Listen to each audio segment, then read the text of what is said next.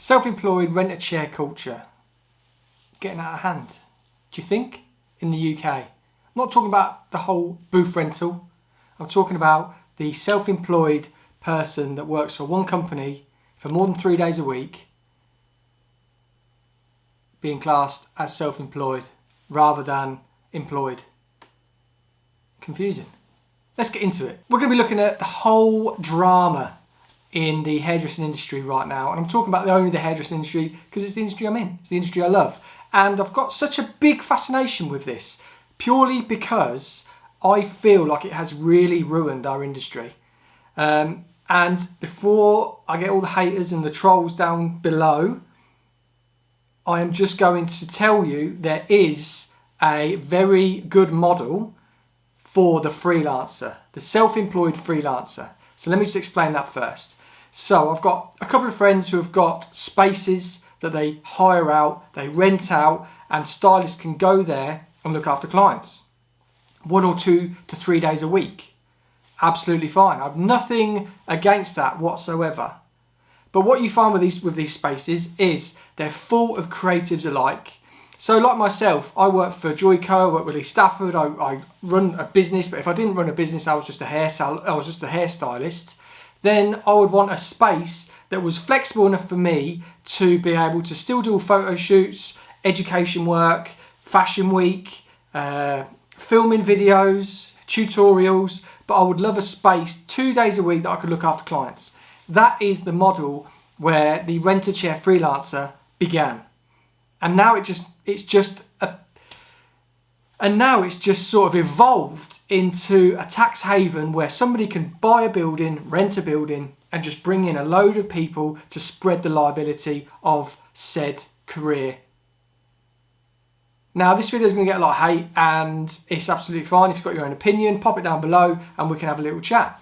But the things surrounding it, and it's blown up massively right now, because not only in our industry, but other industries have been doing this model, and it's being picked apart by the government because right now in lockdown, the government, this is the first time in I don't know how long, that the government have actually had all of our stuff audited, handed into them. They know exactly what we earn, where we earn it from, and how we do that.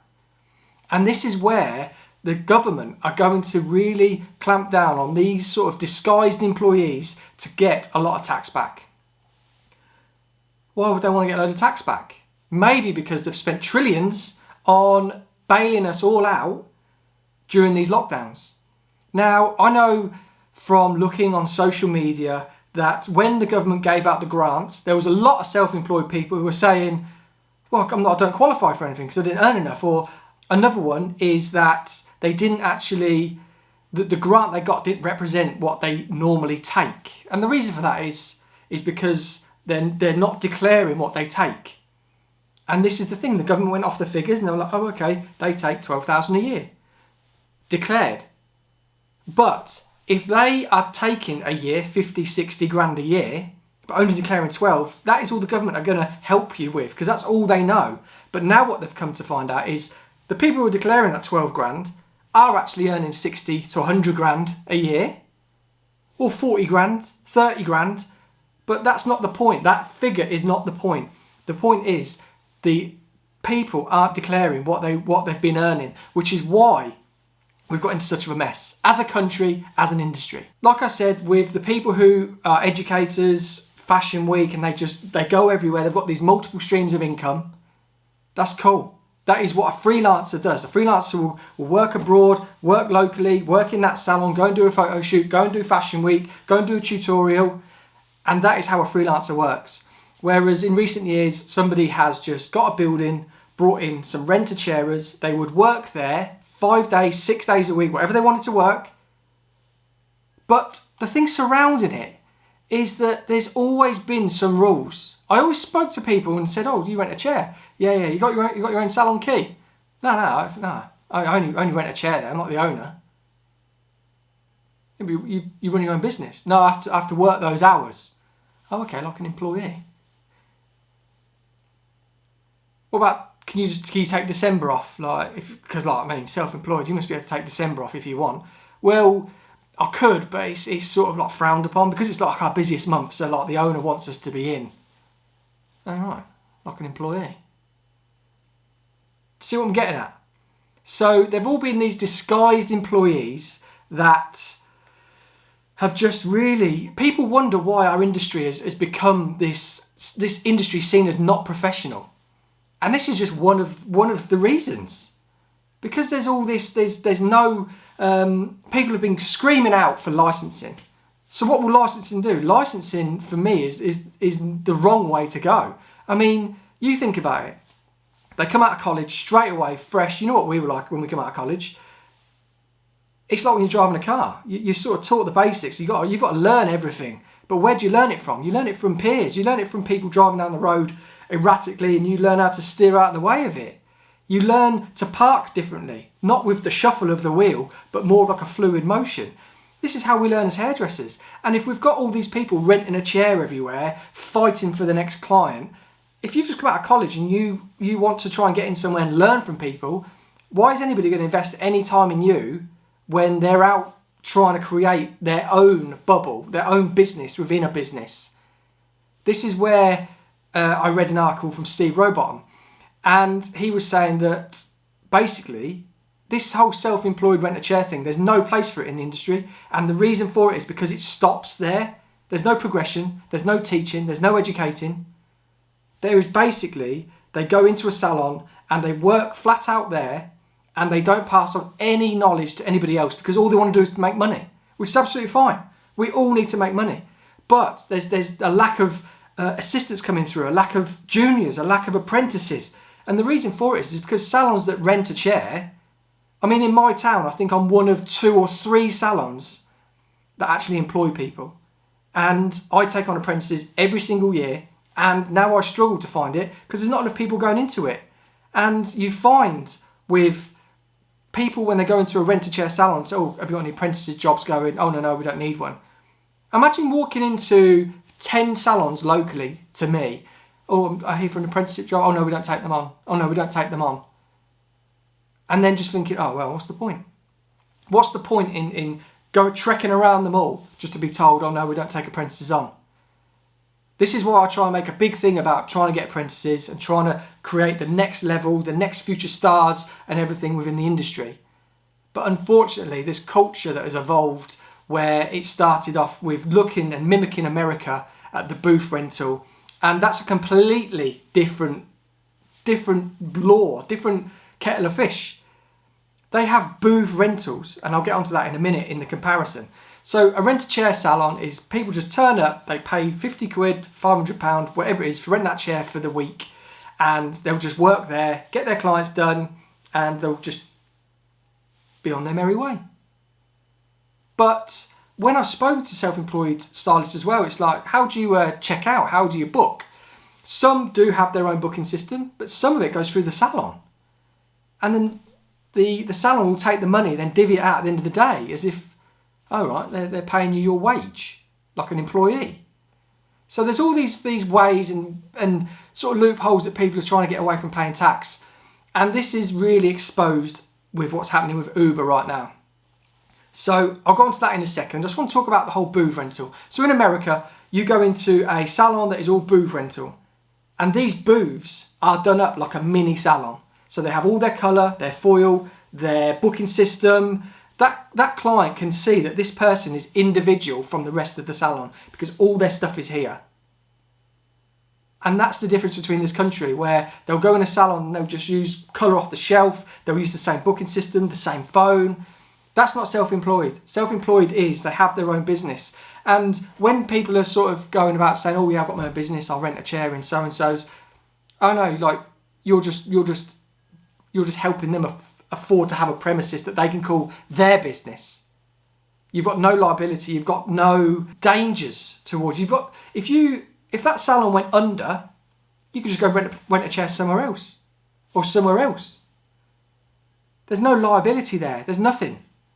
And this is where the industry has really, really fallen upon itself in the way that people really want. There's a lot of people that I can see that are employing stylists, paying the PAYE, paying the VAT, paying the corporation tax, actually investing in the individuals to get them through places and actually putting some return back into the industry. And one of the biggest things that people like bang on about is that the hair industry turns over something like it's in the billions. But if the government are looking at it and thinking, this industry is turning over billions, but we're getting sort of thousands back in tax, where's all that money going? And this is why I feel personally that our industry has really sort of suffered when it comes to people saying like, why are we left to last to open? Why aren't we getting the support? The government don't see it as a worthy enough industry because nobody's declaring enough tax or paying the divvies to actually make the government sit back and stand like and be like, oh my God, they make a huge amount of money and they've got a massive tax investment into the industry, into the country, into the economy, that they would stand back and say, wow, this hairdressing, beauty industry, they need to open because they are a massive contributor to the wealth of our country. And that is one of the biggest things for me that I've always, like, we could all just go and open up a building and rent chairs, but what do you gain from that? I don't know how I could call that my business, because it would just be me. Yeah, I'd be working with a load of people, but it'd just be me. They all want to do their thing. But I've got a team with me. I've got a team that I support 100%. I've got a team that I want to take to the next level. I've got a team that I want to see better themselves and reach their goals. And I know some self-employed freelance studios and spaces, they have got a very good team ethic, like Tint in Leeds. I see those guys on Instagram and they are all coming together, but they're all independent artists. They all go off and they do fashion week. They all go and do photo shoots. They all go do magazine shoots, but then they come back as a team and they share that knowledge. Whereas if you've got a salon which is the majority in the country, which is they just work there solely, there's no external investment for education. They just work there just to do hair and that's it. That's why Steve Rowbottom said it stops there, because there's nothing being passed on. And I do feel really passionate about this, that it is making salon owners who actually employ people just to be like, what's the point? What is the point to this? The point is you've got a team that you want to support and your passion for the industry to bring these future stars through to help people achieve their goals. That is my thing. My thing is to see these people who are my friends that are working with me to achieve something great, and I want to see them achieve great things as well. So with the comparison between USA, booth rental and UK normally, you wouldn't walk into a UK rent-a-chair salon and be like, oh, there's all their colour, there's all their colour, there's all their colour. They might have a couple of tubes here and there that I've just picked up, but there's no sort of, oh yeah, they're individual, they're individual, they're individual. And I've got a story about it that I'll share in another video about somebody who went to a salon. She didn't know that they were rent-a-chair. She went there, she ended up not getting a skin test, she ended up reacting, she ended up in hospitals over the weekend, came back, and because they were all rent-a-chair, she wanted that person's insurance details, didn't have it, and then it got very messy. So these are the things that are making our industry less and less professional, and why people in that circumstance will then go to a shop, buy a box dye and think, what's the point in going to a salon where they're all working for individual, they're not looking after me professionally, they're not skin tested me, they're not giving me the service I require, so I'm just going to get a box dye. That's my big thing. So with America and UK, like I said, the booths, America, they'll have everything they need there in their own little business, and the UK is completely different. Let's get on to Uber. So Uber has been very, very interesting, and I just shared a post today because it is incredible. Now, I've been banging on about this for ages, and this is why the black cabs absolutely detest Ubers. They're cheaper, they're everywhere, which is similar to the whole hairdressing industry. They haven't got the overheads, they haven't got the tax, they haven't got all this. They just go out there and bang, bang, bang, bang through all these pickups. So what's happened is that the government have seen Uber and been like, hang on a minute, you've got all these 70,000 employees in the UK just driving around picking people up every single day of the week, and they're not employed, but they work for you every day. Oh no, but they're self-employed, they do their own thing. Yeah, but for you, every single day. Which, see what I'm getting at with the industry? This is what is happening to our industry. And the government have hit Uber being a massive, massive business and been like, hang on a minute, this is not right. These people are disguised employees. They should be employed by you. They should be getting the benefits of holidays, pensions, their PAYE, their contribution to the economy. But they're not. So what has happened is the High Court have basically said, look, Uber, they're all employed by you. You need to sort it out. And then today, this has been announced. I'll read it to you. So breaking news. Employment experts said the ramifications of Uber's changes would be felt across the economy. Will Rent a Chair be next? Worker benefits will reverberate through the entire economy. Mary Walker, partner and employment lawyer at law firm Gordon's, said the resulting ability for the Uber drivers to claim back pay for minimum wage and unpaid holiday will have a massive, massive effect, and businesses will be reviewing their practices and the associated risk as a matter of urgency. So Uber to give 70,000 UK drivers worker benefits after court ruling. That is huge. So I'm going to leave that there. I'm going to do another video on this when some more information comes out. I'm not having a go at self-employed rent-a-chairers. I'm having my opinion on that this industry needs to up its game. It has lost its way over the years. There's a lot of people that want to be educators, artists, fashion week, influencers.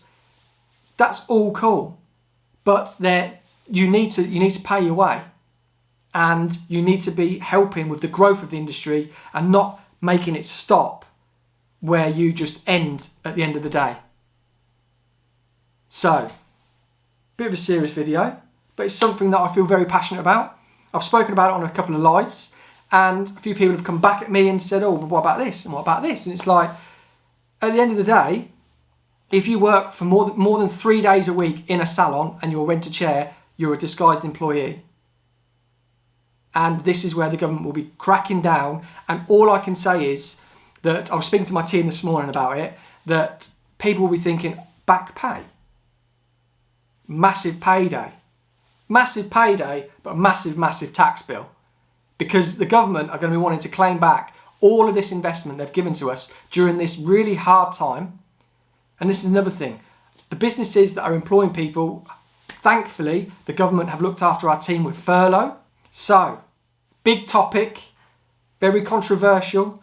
There'll be pros, there'll be cons, but there's something at the end of the day that we all need to come to as professionals, and as we all need to come together, supporting everybody, and we need to make this industry great again. And the only way we can do that is not with licensing. It's with coming together and actually supporting the industry and not renting out all these spaces 5-6 days a week to just the individuals that should be employed there, so they get employee benefits. But so the actual tax and VAT and corporation tax, and it's all put back into our industry, and it makes us stand up and be appreciated. So yeah, I'll do another video. If you want to see another video on this, let me know. I know there's going to be some comments which are like, no, but there's a lot of people out there who support me in my similar view, and I support their similar view that this has gone too far now. We need to make a change, and this is where it's happening. And it's not down to us. The High Court has ruled that those circumstances of employment are going to be changed. So I just wanted to bring a bit of light to it. Thank you for watching. If you are new, there'll be a lot of new people on here hopefully. Click the subscribe button, give the video a thumbs up, or if you don't agree, put a thumbs down. Controversial, very, very controversial. Let me know in the comments down below what you think. Like I said, there's businesses out there doing the freelance thing right, and if you're one of them, well done. And I know a few of you. I know a few of you are doing them incredible. I've got mates who are doing it the right way. But there's just a culture right now where rent a chair seems to be the tax haven that people just think, do that. No risk. Just do that. And we need to make this industry better. So, I'll see you on the next video.